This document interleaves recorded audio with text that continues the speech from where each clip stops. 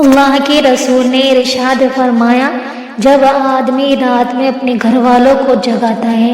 اور میاں بیوی دونوں تہجد کی نماز ادا کرتے ہیں تو ان دونوں کا شمار کثرت سے ذکر کرنے والوں میں ہو جاتا ہے۔ حضرت مسلم بن حارث فرماتے ہیں کہ حضور نے مجھے چپکے سے ارشاد فرمایا، جب تم مغرب کی نماز سے فارغ ہو جاؤ تو 7 مرتبہ یہ دعا پڑھ لیا کرو، اللہم اجرنی من النار، یا اللہ مجھ کو دوزخ سے محفوظ رکھیے۔ جب تم اس کو پڑھ لو گے اور پھر اسی رات تمہاری موت آ جائے تو دوزخ سے محفوظ رہو گے، اور اگر اس دعا کو 7 مرتبہ فجر کی نماز کے بعد بھی پڑھ لو اور اسی دن تمہاری موت آ جائے تو دوزخ سے محفوظ رہو گے۔ حدیث میں آتا ہے، جب کوئی عورت حاملہ ہوتی ہے، جس لمحہ حمل ٹھہرے اللہ تعالیٰ اس کے پچھلے سب گناہوں کو معاف فرما دیتے ہیں، یہ اس لیے کہ اب یہ بوجھ اٹھا رہی ہے، اور جب کسی پر بوجھ ڈالا جائے تو اس کی رعایت بھی کی جاتی ہے۔ اللہ تعالیٰ کی طرف سے بچے کی بنیاد پڑتے ہی ماں کے پچھلے سب گناہ معاف کر دیے جاتے ہیں۔ حدیث میں آتا ہے کہ جب کوئی بیوی اپنے خاوند کی طرف دیکھ کر مسکراتی ہے اور خاوند بیوی کی طرف دیکھ کر مسکراتا ہے تو اللہ تعالیٰ دونوں طرف دیکھ کر مسکراتے ہیں۔ حضرت عائشہ سے روایت ہے کہ حضور نے جب بھی گھر میں داخل ہوتے تو مسکراتے چہرے کے ساتھ داخل ہوتے۔ خاوندوں کو چاہیے کہ دفتروں کے جھگڑے دفتر ہی میں چھوڑ آیا کریں، جب گھر میں داخل ہو تو مسکراہٹیں بکھیرتے ہوئے سنت پر عمل کا ثواب بھی ملے گا اور جواب میں بیوی کی مسکراہٹ بھی ملے گی۔ حدیث میں آتا ہے، اگر بچہ صحیح پیدا ہو گیا، زچہ بچہ خیریت سے ہے تو اللہ تعالیٰ ایک فرشتے کو حکم دیتے ہیں جو اس عورت کو آ کر کہتا ہے، اے ماں اب تو فارغ ہو چکی ہے، تجھے گناہوں سے پاک کر دیا گیا جیسے تو اس دن پاک تھی جب تو اپنی ماں کے پیٹ سے پیدا ہوئی تھی۔ دیکھا اگر اس نے اپنے بچے کی خاطر یہ تکلیف اٹھائی، وضع حمل کی تو اللہ تعالیٰ نے اس کا اتنا بڑا اجر دیا کہ اس کے پچھلے گناہوں کو اس طرح دھو دیا جس طرح وہ اپنے ماں کے پیٹ سے پیدا ہوئی تھی اور وہ اس دن معصوم تھی۔